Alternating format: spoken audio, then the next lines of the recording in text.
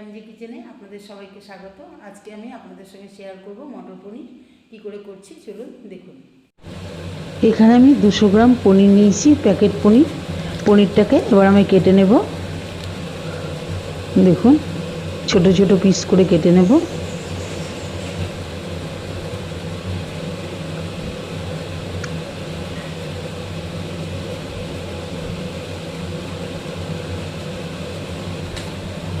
পনিরটা আমার কাটা হয়ে গেছে। এখানে আমি একটা কড়াই বসিয়ে দিলাম পনিরটা ভাজার জন্যে। দেখুন, এভাবে কেটেছি। কড়াইটা আমার গরম হয়ে গেছে। কড়াইটার মধ্যে আমি তেল দিয়ে দিলাম, সরষের তেল দিয়েছি। এবারে ছোটো চামচে 1 চামচ নুন দিয়ে দিলাম, হাফ চামচ ছোটো চামচে হলুদ দিয়ে দিলাম। এবার পনিরটা এর মধ্যে দিয়ে দেব। পনিরটাকে আমি ভেজে তুলব।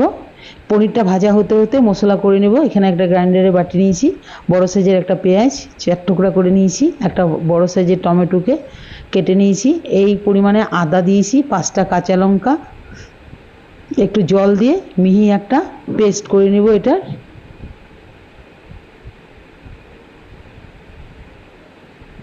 এদিকে পনিরটা আমার ভাজা হয়ে গেছে। খুব বেশি পনিরটা ভাজবো না, পনিরটা তুলে নেব।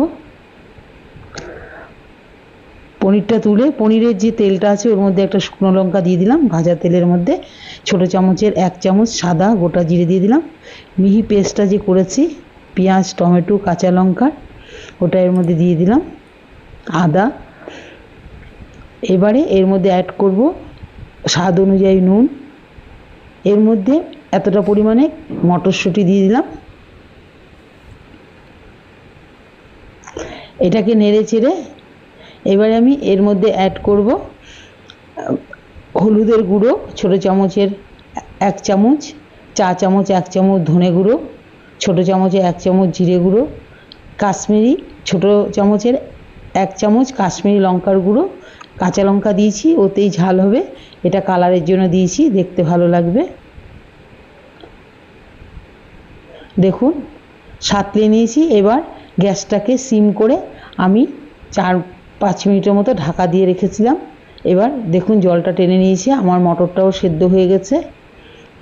ঢাকাটা তুলে দেখছি, এবার পুরো জলটা টেনে নিয়েছে, মশলাটা সাঁতলানো হয়ে গেছে। ছোটো বাটির 1 বাটি জল দিয়ে দিব এর মধ্যে। এটাকে নেড়ে চেড়ে এর মধ্যে এবার আমি ভাজা পনিরটা এর মধ্যে আমি দিয়ে দেবো।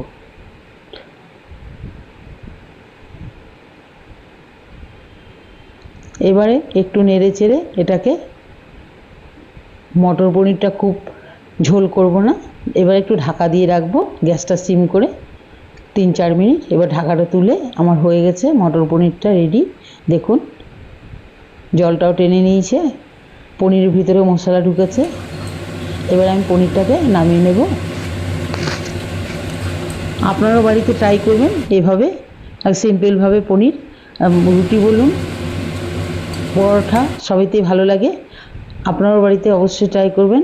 আমার রেসিপিগুলো যদি আপনাদের ভালো লাগে তো আমার চ্যানেলটাকে অবশ্যই সাবস্ক্রাইব করে আমাকে উৎসাহ করবেন নতুন নতুন ভিডিও ছাড়ার জন্যে। এইভাবে আপনারা অবশ্যই বাড়িতে ট্রাই করে আমাকে কমেন্টে জানাবেন কেমন হয়েছে খেতে। অবশ্যই আপনারা ট্রাই করবেন। এটা ভাত রুটি পরোটা সবেতেই ভালো লাগে।